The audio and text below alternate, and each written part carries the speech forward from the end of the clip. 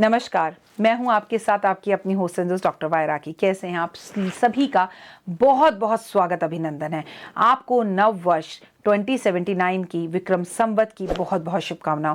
परमपिता परमात्मा से हाथ जोड़कर माता रानी से यही प्रार्थना करती हूँ कि इस वर्ष आपके सारे सपने पूर्ण हो, आप स्वस्थ रहें और आपको जो भी नुकसान पिछले 2 साल में हुआ है इन सब से आप निकल पाए बाहर। मेरा ऐसा मानना है कि जिनकी जमानत नहीं हो रही उनकी जमानत होगी। मेरा ऐसा मानना है कि ये वर्ष बड़ा खूबसूरत रहेगा। आज पहला नवरात्रा आरंभ हो रहा है और आज के इस पहले नवरात्रे से हमारी पोटली के सामान की पूजा भी आरंभ होने जा रही है। हाँ, ना तो आपको कोई पैसे देने हैं, ना आपको कहीं पर कोई भी चीज़ डिपॉजिट करानी है। सिर्फ और सिर्फ अगर आपको मेरी पोटली अगले नवरात्रों में दिवाली पर चाहिए तो सिर्फ अपना नाम, अपना गोत्र मुझे व्हाट्सअप करना है।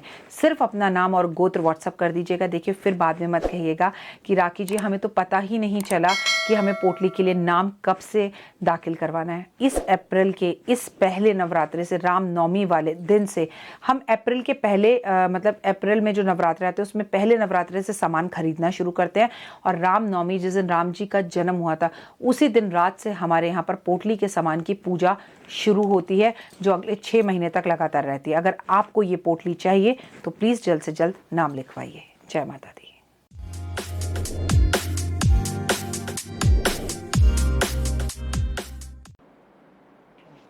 हमारी ज़िंदगी में कुछ काम हम ऐसे करते हैं जो हमें बिल्कुल नहीं करने चाहिए। जानते हैं क्या? तो इस वीडियो को अंत तक जरूर देखें। नमस्कार, सुस्वागतम, वेलकम, अभिनंदन। मैं हूं आपके साथ आपकी अपनी होस्ट एंड दोस्त डॉक्टर वायरा की। नतमस्तक होकर आपको प्रणाम करती हूँ, झुकती हूँ, आपके घर के बुजुर्गों के पांव छूती हूँ, अपनी हम उम्र हम सखियों को राम राम बोलती हूँ और शरारती बच्चों को बहुत सारा प्यार करती हूँ। आ जाओ मेरे प्यारे प्यारे बच्चों, पढ़ाई पर पूरा ध्यान दो। बादाम ज़रूर खाओ, अखरोट ज़रूर खाओ, एक सेब ज़रूर खाओ, गर्मियां हैं तरबूज रोज़ खाओ, अपने बालों को छोटा रखो। लड़के अपनी शेव अपनी नीट एंड क्लीन रहें, नेल्स को छोटा रखो और कोशिश करो, क्योंकि देखिए नेल्स मेरी उम्र में आके ज़रूर बड़े रखे। डोंट ट्राई टू कॉपी में, मैं तो पढ़ के बाहर निकल चुकी हूँ। लेकिन जो स्टूडेंट होते हैं उनको कुछ बातों का ध्यान रखना चाहिए। नाक साफ़ रखें, कान साफ़ रखें, जूते साफ़ रखें, चरित्र साफ रखें और ज़बान को भी साफ रखें। चलिए आज के इस प्रोग्राम को शुरू करते हैं और आज के इस प्रोग्राम को शुरू करने के लिए सबसे पहले हमेशा की तरह कहते हैं बिलीव इन कर्मा।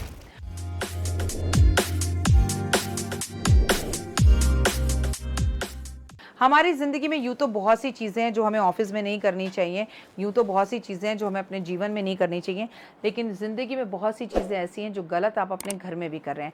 आइए आपके कुछ ऐसे ही क्वेश्चंस लिखे हैं और उनका आपको जवाब देती हूँ। सबसे पहले, अन्न देवता का अपमान कभी नहीं करना चाहिए।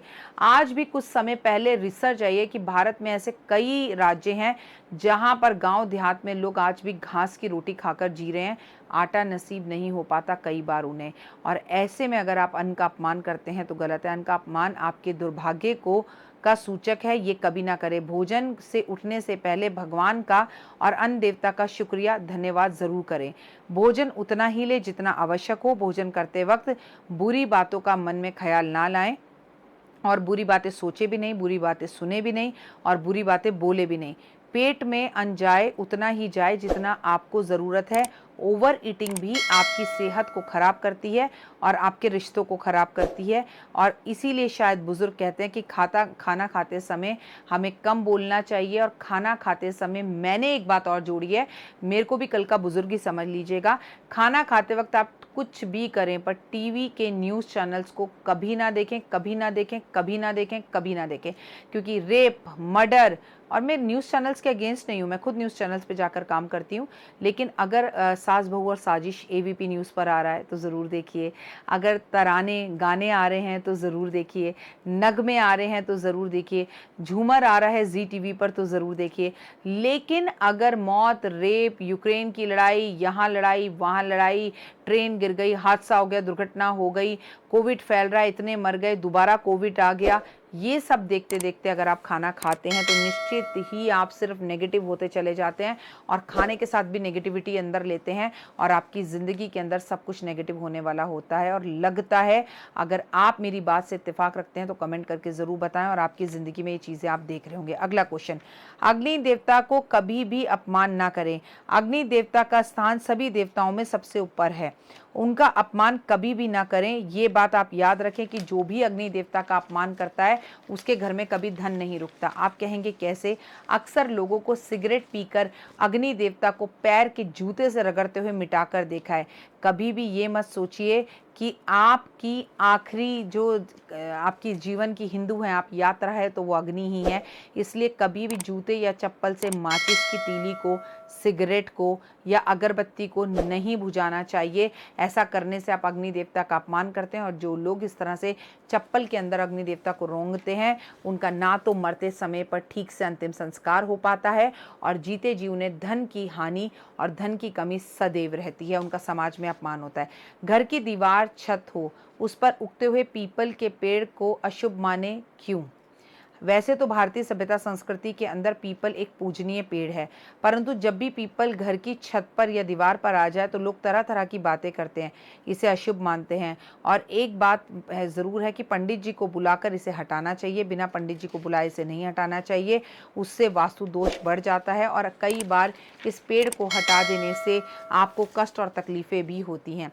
मैं आपको बता दूं, पेड़ अगर आपके घर में लग रहा है या फिर आपके पड़ोस के घर में लग रहा है, कभी भी पीपल के पेड़ की खासियत आपने सुना है, वो 24 घंटे ऑक्सीजन देता है, लेकिन शायद आप में से बहुत कम लोग ये बात जानते हो कि पीपल का पेड़ भी पूरे 24 घंटे में से 2 घंटे जो है कार्बन डाइऑक्साइड छोड़ता है।